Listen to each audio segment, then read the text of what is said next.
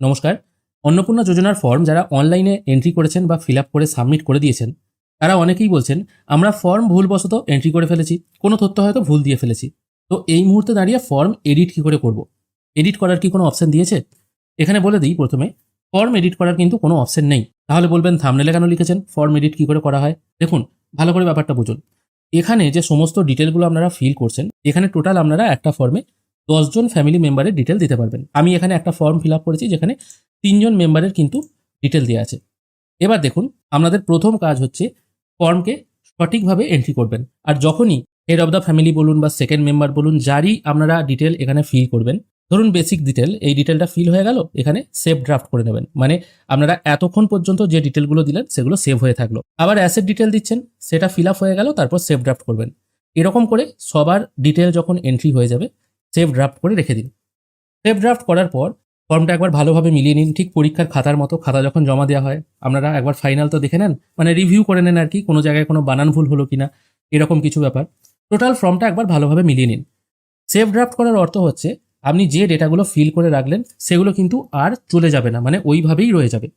এবার কোনো কারণে দেখা গেল আপনি হয়তো ফর্ম ফিল আপ করার সময় কারেন্ট চলে গেল অথবা ইন্টারনেট কানেকশন চলে গেল, তখন তো আপনার এই পেজটা আউট হয়ে যাবে, আপনি হয়তো লগ আউট হয়ে গেলেন। লগ আউট হয়ে যাওয়ার পর আপনি যখন আবার আপনার সেই ফোন নাম্বার দিয়ে লগ ইন হবেন, তখন আপনি যে ডেটাগুলো ফিল করে রেখেছিলেন, মানে সেভ ড্রাফট হয়েছিল আর কি, যেটা ফিল করে আপনি সেভ ড্রাফট করে রেখেছিলেন, সেটা কিন্তু উড়ে যাবে না, সেটা রয়েই যাবে। আর তার থেকেও বড় কথা, দেখা গেল আপনি এখানে লিখেছেন এই ফ্যামিলির কোনো ল্যান্ড ডিটেল আছে কিনা, এটা ভুলবশত আপনি নো করে দিয়েছেন। মনে হলো না এনার তো ল্যান্ড ডিটেল আছে, এটা দেওয়া হয়নি।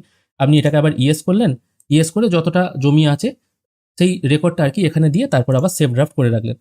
এবার হ্যাঁ, বলে রাখি, সেভ ড্রাফট করে রাখলে আপনি কিন্তু যতবার ইচ্ছে এডিট করতে পারবেন ফাইনাল সাবমিটের আগে।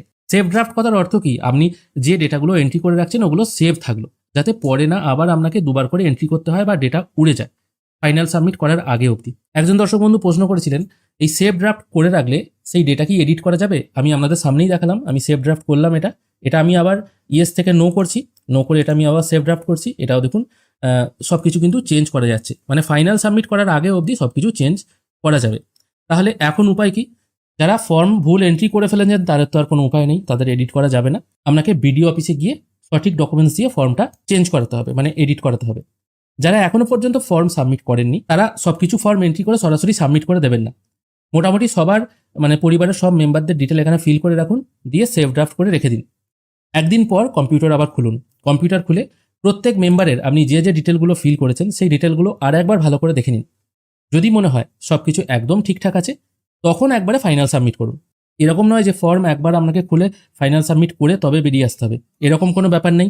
বা সেভ ড্রাফট করে রাখলে একদিনের মধ্যেই আপনাকে সাবমিট করতে হবে, সেটাও ব্যাপার নয়। সেভ ড্রাফট আপনি করে রাখলে আপনি 2 দিন পরেও কিন্তু ফর্মটা আবার সাবমিট করতে পারবেন, কারণ আপনার তথ্য তো রয়ে যাচ্ছে, সেগুলো তার উড়ে যাচ্ছে না।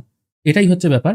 এডিট করার যেহেতু কোনো অপশন নেই, ফর্মের ডিটেল ফিল করে একদিন ওয়েট করুন, পরের দিন ভালোভাবে ফর্ম মেলান, তারপর ফাইনাল সাবমিট করুন। তাহলে কিন্তু ওই ভুল হওয়ার জায়গাটা আর থাকবে না। আশা করি জিনিসটা আপনাদের ক্লিয়ার করে বোঝাতে পারলাম। এই ছোট্ট তথ্যটুকুই আপনাদেরকে দেওয়া ছিল।